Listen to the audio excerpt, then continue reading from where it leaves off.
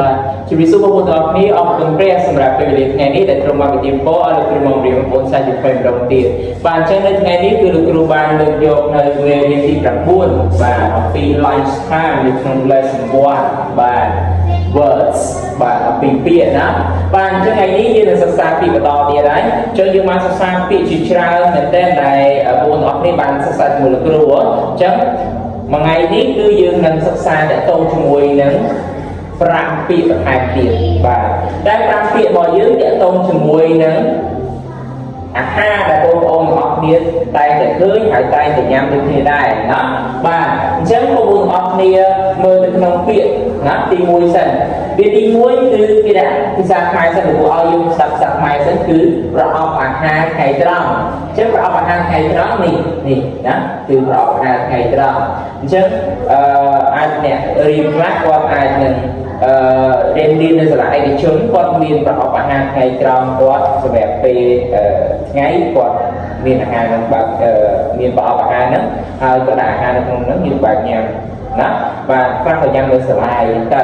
បាទតោះអញ្ចឹងពេលទី2គឺគេ sandwich មក sandwich បាទអញ្ចឹងពេលទី3គឺភេសជ្ជៈទី4គឺផ្លែចេកទី5គឺនឹង cookie ដែលបងប្អូនទាំងអស់គ្នាត្រូវបានញ៉ាំហើយបាទតោះអញ្ចឹងលោកគ្រូអានបងប្អូនទាំងអស់គ្នាម្ដងសិនហើយបងប្អូនទាំងអស់គ្នានឹងទៅស្ដាប់ទាំងអស់គ្នាតាមការពីវិជ័យសម្លេងរបស់គេហ្នឹងត្រូវតាមពាក្យនីមួយៗបែបណាបងប្អូនទាំងអស់គ្នាស្ដាប់ណាតោះទី1គឺ lunch box បាទទី2នោះគឺ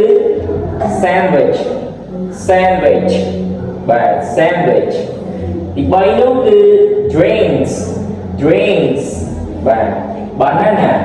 បាទហើយចុងក្រោយគេគឺ cookie បាទជា cookie បកប្រែវិញ cookie ដូចគ្នាបាទ cookie ដូចគ្នាទេគួរសាកជជែកតោះឥឡូវបងប្អូនអរគ្នាស្ដាប់ទាំងអស់គ្នា Listen and point. តោះនេះទៅអត់ Lunchbox. Sandwich. Drinks. Banana. Cookie. Sandwich. Drinks. Cookie. Lunchbox. Banana. Listen and repeat. បាទ Lunchbox.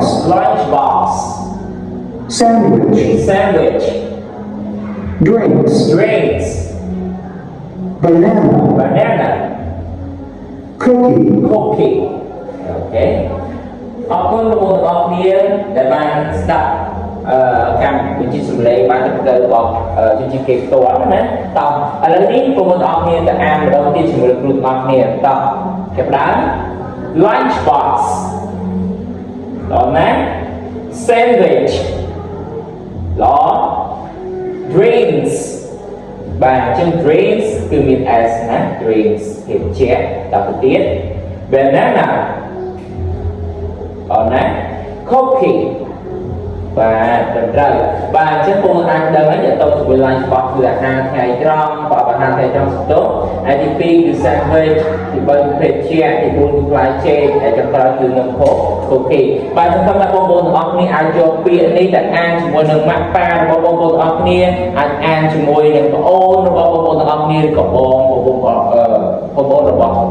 ប្អូនទាំងអស់គ្នាបាទឬជាប់បន្តិចបាទអរគុណអញ្ចឹងសង្ឃឹមថាបងប្អូនទាំងអស់គ្នាអាចយកពាក្យនេះទៅប្រើប្រាស់ប្រចាំថ្ងៃគ្នាដែរបាទចុងក្រោយលោកសូមអរគុណសូមប្រាក់ទានពរ